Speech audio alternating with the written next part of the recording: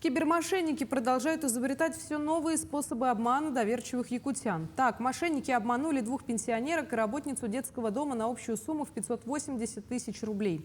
Если раньше мошенники звонили и представлялись сотрудниками банков, вымогая средства у доверчивых граждан, то теперь они просят установить на свои мобильные телефоны систему удаленного доступа Rust Desk или AnyDesk.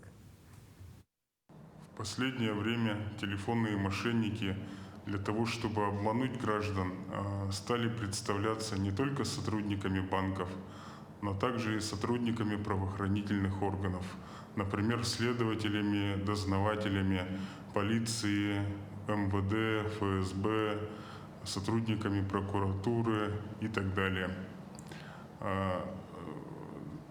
Они даже, чтобы втереться в доверие, отправляют фото якобы своих служебных удостоверений.